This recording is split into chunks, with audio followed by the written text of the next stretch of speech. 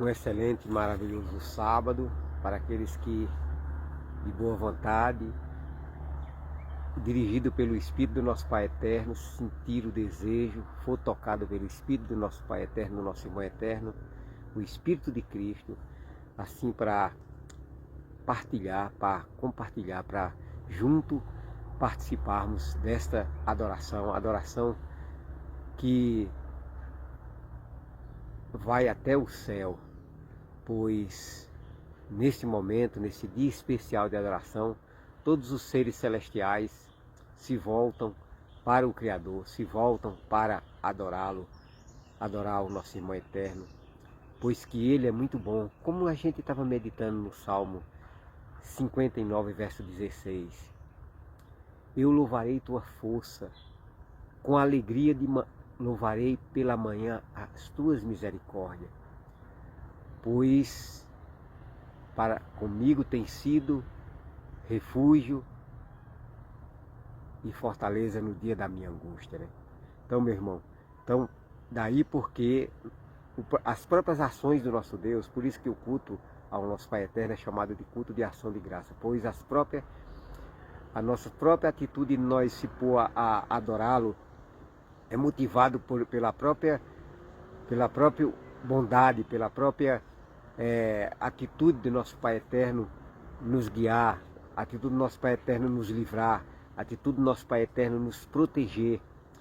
E aí por isso que Ele mesmo é quem nos motiva, Ele mesmo é que nos leva a nós adorá-lo, Ele mesmo é que nos leva a nós glorificá-lo em espírito e em verdade. Aqui para mais uma live, para o canal Enoque Castro, Filho do Pai Eterno, para o canal Profecias Finais.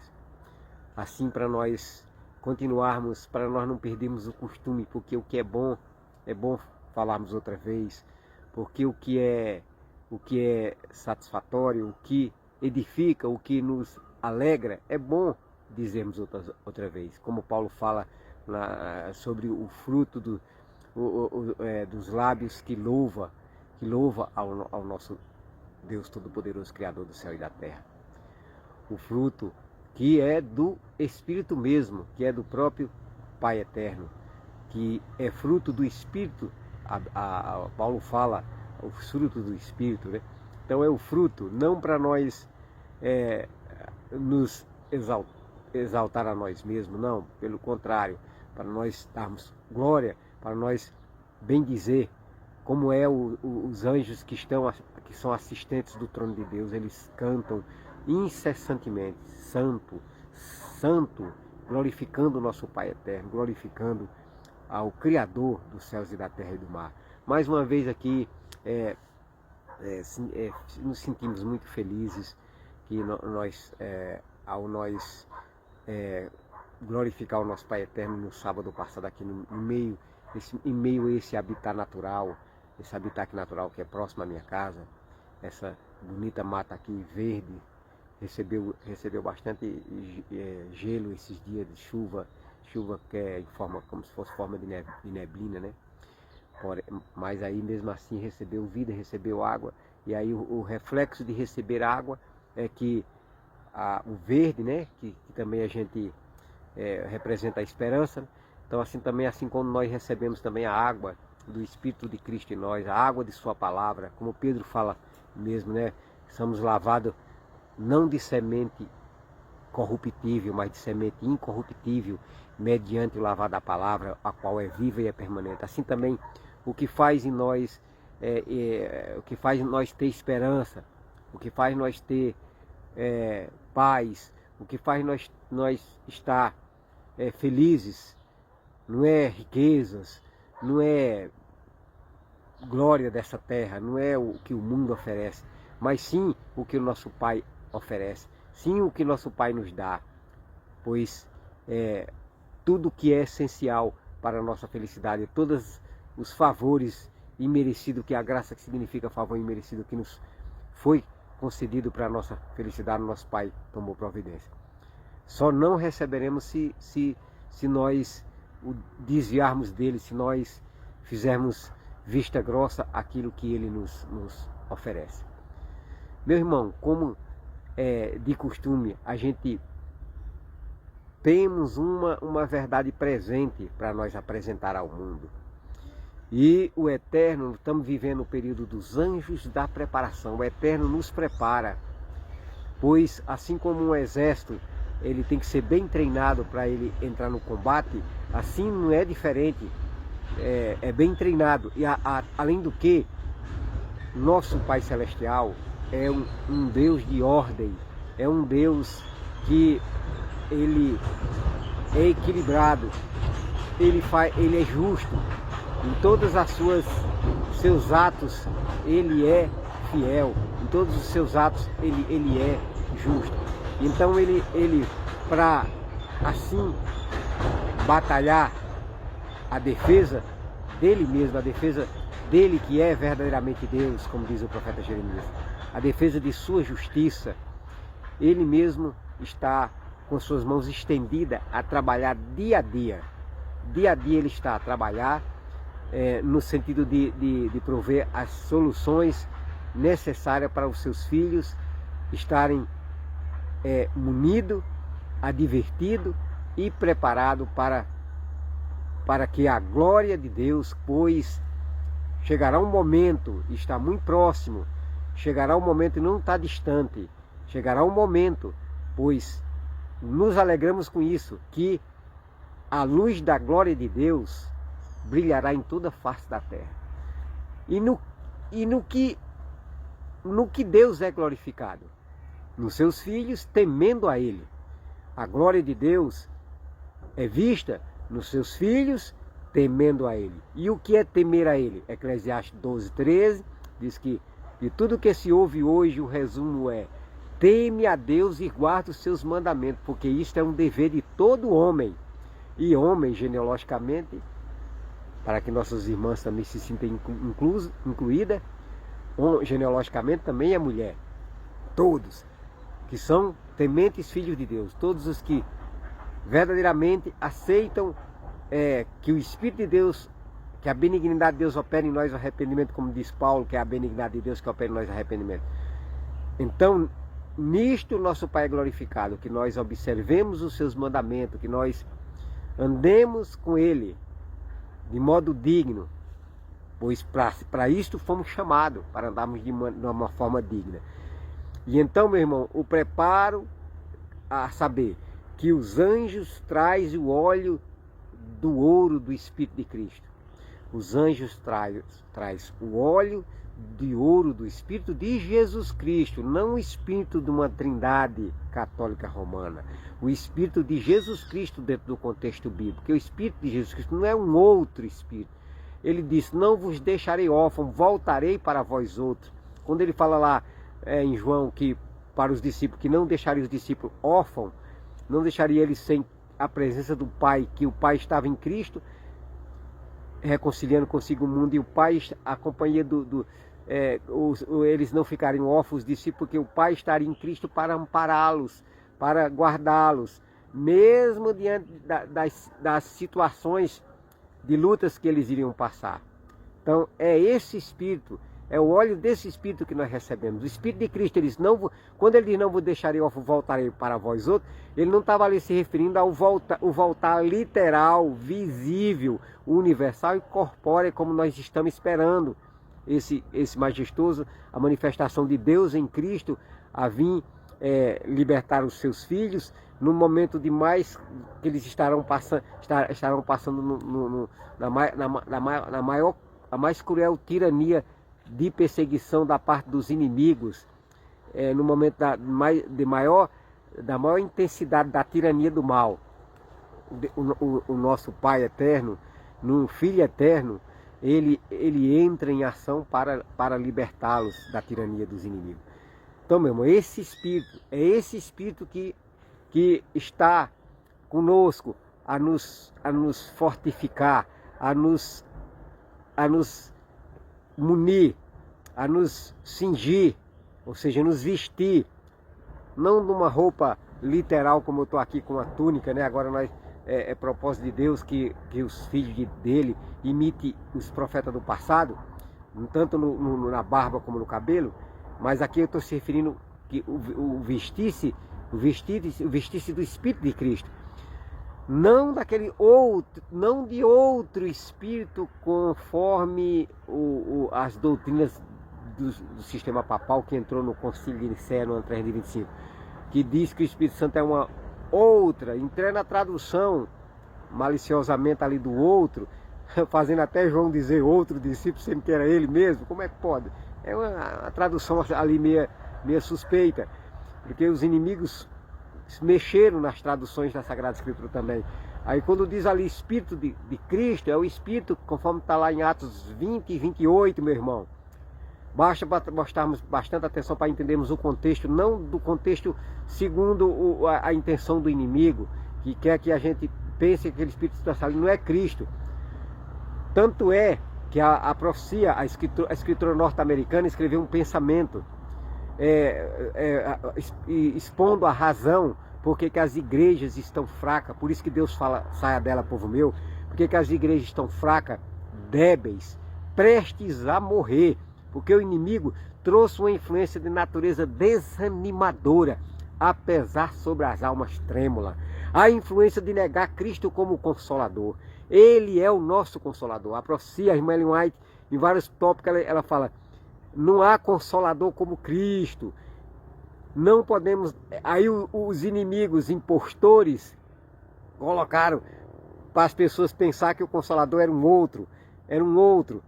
Ora, se eu penso que o Consolador é um outro, então esse outro não consola. Esse outro, porque o único Consolador é Cristo. Esse outro mente que consola. Esse é o impostor, aquele que é o principal anticristo, Satanás, que influenciou as pessoas a dizer que o Consolador é um outro, para dar glória ao inimigo, não a Cristo. Então as igrejas estão fracas, débeis, prestes a morrer, porque o inimigo trouxe essa doutrina satânica, da doutrina da Trindade Católica Romana, que entrou no Concílio de Nicéia, para negar que o Consolador é Cristo. Mas ele mesmo disse que o Pai não os deixaria órfãos, o Pai estaria nele, e o Pai e ele voltaria. E ele mesmo diz, falando da habitação dele em nosso coração, por meio do Espírito Santo, que é ele mesmo. Não existe um trio celestial, existe uma dupla celestial, o Pai e o Filho. Não existe trio celestial, existe uma dupla celestial, que é o Pai e o Filho. Então o Espírito é a atuação do Pai e do Filho, como está lá em Atos 20, 28, que o Espírito Santo, quando a Bíblia fala, na forma de um trocadilho, quando Paulo fala, Atos 16, 6 e 7, o Espírito Santo impediu os discípulos de Atrode. Aí fala, o Espírito de Jesus Cristo, o Espírito Santo é o mesmo Espírito, irmão, não é um outro. O Espírito Santo não é um outro, é o próprio Espírito do próprio Cristo, que vem habitar em nós. Paulo fala lá em Filipenses, né? Tenho por certo que é isto mesmo, pelas vossas súplicas, pela presença do Espírito de Jesus Cristo. Aí eles fazem um trocadilho, por exemplo, em cima, às vezes em cima, no mesmo contexto, eles colocam o Espírito de Jesus Cristo, aí depois fala Espírito Santo. Mas não é que eles estão dizendo que o Espírito Santo é um outro Espírito. Então, eles estão fazendo ali, é como os Salmos fala, o Senhor é o meu bom pastor e nada me faltará. Por o Senhor ser o bom pastor, no mesmo contexto, nada me faltará, porque nada me faz falta, porque o Senhor está perto de nós. Então, quando Paulo fala ali, o Espírito impediu, lá Atos 16, 6 e 7, de Atrode, está falando o Espírito de Jesus Cristo. Aí fala também o Espírito Santo, porque o Espírito de Jesus Cristo é o Espírito Santo. O Espírito de Jesus Cristo é o Espírito Santo. E o Espírito do Pai em Jesus Cristo é o Espírito Santo do Pai. Eles compartilham do mesmo Espírito, o Espírito Santo. Aí por isso que lá diz, Atos 20, 28, que o Espírito Santo constituía os apóstolos como bispo para pastorear a igreja de Deus, o Pai, a qual o Espírito Santo comprou com seu próprio sangue, lá diz, ó, a qual ele comprou com seu próprio sangue. Por que quem morreu não foi o Pai, irmão? Porque que o batismo, quando estava em vigência, o batismo era em nome de Jesus, porque o Pai não foi sepultado na morte conosco pelo batismo, porque o Pai enviou seu Filho para morrer em nosso lugar. O Filho revestiu-se da humanidade para que ele pudesse morrer em favor dos que iriam herdar a salvação. Ele morreu, mas ele não ficou detido pela morte, porque ele não pecou. O Espírito Santo que é Jesus Cristo, ele não morreu, ele não pecou. Por isso que o diabo não pôde detê-lo na morte. O inimigo quis deter Moisés, alegando que Moisés pecou, que ele teria que ficar na morte, mas Cristo assumiu a culpa de Moisés sobre si. Então, disse o Senhor que te repreenda. Fala Judas, Judas falando da contenda que o inimigo teve contra Cristo, a querer impedir que Moisés, que Cristo ressuscitasse Moisés. Aí, o Senhor que te repreenda, falou Cristo. Então, meu irmão, é isto. Então, quando diz lá o Espírito que comprou com seu próprio sangue, é o Espírito Santo. O Espírito Santo é Jesus Cristo. E é esse Espírito Santo mesmo que os anjos estão trazendo como uma representação, porque assim como esse Espírito Santo é o que consome em nós a fé, e a fé é comparada a um ouro provado na fé, então o Espírito de Cristo é o óleo de ouro que é colocado sobre nossa cabeça para nós andar como Ele andou, e para que Ele mesmo faça morada dentro de nós, como diz assim lá em João, em João fala lá que quem me ama guardará a minha palavra, e meu Pai o amará, e nós viremos para Ele e nele faremos morada. Lá em 1 João 4,1 diz assim, que o espírito do anticristo nega que Cristo veio em carne. Sabe no contexto, irmão, o que significa negar que Cristo veio em carne? É negar que pelo Espírito de Cristo, ele é negar a veracidade de que o Espírito de Cristo vem e faz morada dentro de nós. Então, os que negam que Cristo veio em carne, é os que nega que o Espírito de Cristo entre em nós para fazer a obra, que é o Espírito do próprio Jesus Cristo. Então esses são aqueles que são espírito do anticristo, que nega, porque foi o anticristo do papado que colocou essa doutrina que o Espírito Santo não é Cristo, mentindo, mas o Dr. Keller, que quando desviou-se da verdade, ele começou a ser influenciado por essa doutrina do Concílio de Nicéia, aí ele chegou com perguntas, como Satanás fez pergunta a Eva para enganar Eva, fez pergunta para fazer a irmã Ellen White desistir do propósito de crer que o Espírito Santo é o Espírito de Cristo. Irmã, como é que o Espírito Santo não é... Você diz que o Espírito Santo é o Espírito de Cristo? Fazendo assim interrogação. Aí a irmã Ellen White, lendo pelo Espírito de Cristo a intenção dele, diz, você está destruindo, Kellon, a personalidade do Pai. Você está destruindo. Porque quando eles também negam que o Espírito Santo é o Espírito de Cristo, o papado, a besta do Apocalipse 13, e agora também a imagem da besta que se uniram ao papado, quando eles negam que o Espírito Santo é o Espírito de Cristo, eles estão negando também que Cristo revestiu-se da humanidade, dizendo que Cristo veio como Deus, sendo que a própria Escritura Sagrada, o Paulo disse que ele não tomou por usurpação ser Deus, ele veio como um de nós, ele veio como humano, só que humano, que em tudo por tudo foi tentado, a nossa semelhança, mas não pecou. Ele veio como um de nós, humano, mas não pecou. Então aqueles que negam que Cristo veio em carne, é negar que que o Espírito Santo é o Espírito dele, que habita nos seus irmãos, que por meio dele o Pai habita nos seus filhos, que nega isto, que é o Espírito do Pai, que é o Espírito de Cristo. Então esses estão negando que Jesus Cristo veio em carne. São o espírito do anticristo, conforme está lá 1 João capítulo 4, versículo 1. Porém, os que confessam que ele vem em carne, é os que confessam que o Espírito é o Espírito de Cristo. Conforme lá 1 Pedro capítulo 1, 10 em diante, diz lá, Pedro também fazendo um trocadilho, Pedro fala, lá Espírito Santo, que trabalhou para que os profetas entendessem o plano da salvação, e aí fala o Espírito Santo, aí fala o Espírito de Jesus Cristo. Eles sabem que é o mesmo Espírito. Aí, agora aqueles que quiserem, irmão, criar ganchos para pendurar sua dúvida, o diabo oferece o gancho. Agora, se realmente queremos sermos dirigidos pelo assim diz o Senhor, ainda que venha perseguição. Como diz o monge agostiniano Martim Lutero, que viveu por volta do ano de 1517, só as Escrituras, única regra de fé e prática. Às vezes a gente tece algum comentário que a escritora que Deus usou, que a gente crê que ela recebeu o dom profético, porque a igreja verdadeira, ela faz parte da igreja verdadeira adventista do sétimo dia. Ela recebeu o dom profético, e então a gente, e está lá em Apocalipse 19:10, que Apocalipse 19:10, que o Espírito de Profecia é o dom de profecia, e ela recebeu. Aí ela, o terceiro comentário, mas é nenhum dos comentários dela, a não ser aqueles que os inimigos deturparam na tradução, contraria a Sagrada Escritura. Porém, o testemunho dela, não sendo tirado do contexto, todos eles é de comum acordo com a Sagrada Escritura. Deus tem seus profetas. E o provérbio diz, não havendo profecia, o povo se corrompe, mas o que guarda a lei é feliz. Então, meu irmão, a gente precisa crer. E em Crônicas, né, em Crônicas, né, diz lá também, crê nos seus profetas e prosperareis, né, no livro de Crônica. Então, quando nós crê no profeta, crê no Espírito de Cristo, que fala por meio do profeta.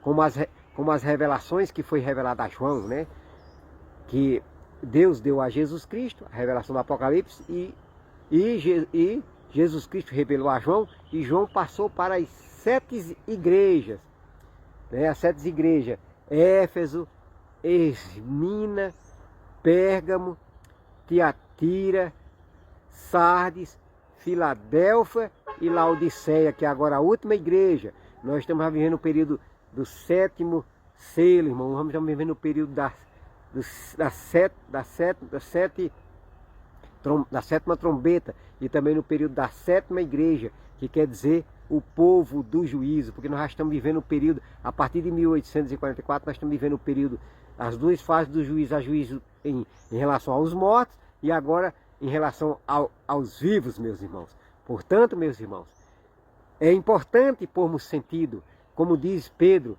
que nós fazemos bem em entender a palavra profética, como uma candeia que brilha em lugar tenebroso. Estamos vivendo numa situação tenebrosa, o mundo está sendo envolto em trevas, o Espírito de Deus está sendo gradativamente retirado da terra, o mundo está envolto em trevas. Porém, os filhos de Deus devem pela presença do Espírito de Cristo, resplandecer, para clarear aqueles que queiram a luz, para clarear, para encaminhar aqueles que queiram a luz.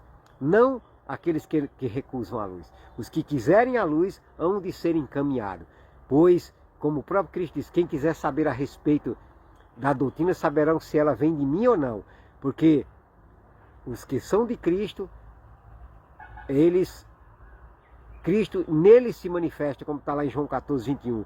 Aquele que tem os meus mandamentos, os guarda, esse é o que me ama. E aquele que me ama será amado pelo meu Pai. E eu também o amarei e me manifestarei a ele. Qual é a manifestação de Cristo em nós? Se não fazer nós entender, irmão, a Sagrada Escritura, fazer nós entender o nosso... Desculpa, meu. Fazer nós entender o nosso posicionamento correto em relação à verdade. Fazer nós entender a luz presente, inclusive a luz que as igrejas não pregam mais, a mensagem do terceiro anjo, que adverte sobre a besta do sistema papal, adverte sobre a imagem da besta, os protestantes apostatados, adverte sobre a besta, os Estados Unidos da América do Norte, adverte sobre o Constantino moderno, Donald Trump, adverte para que aqueles que queiram amar a Deus, para aqueles que decidam pelo amor a Deus, não pelo amor ao mundo, não pelo amor a Satanás, não pelo amor à mentira, que decidam se amar a Deus, tenham uma oportunidade, pois estamos vivendo o último período.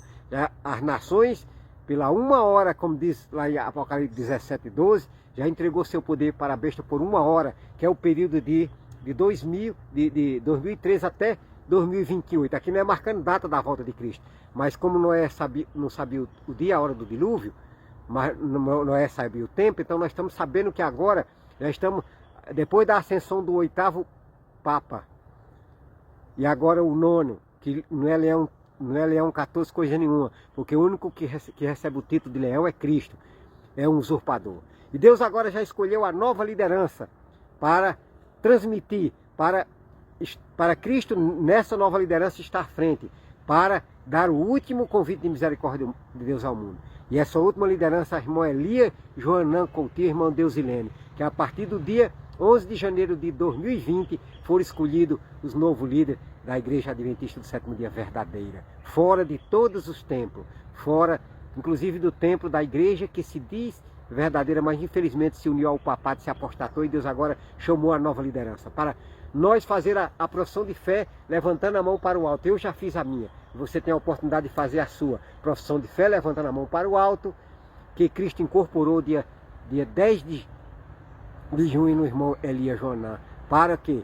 Para dar o último convite de misericórdia de Deus ao mundo. Que Deus os abençoe, que você se anime a fazer parte dessa nova liderança em nome de Jesus. Amém e amém.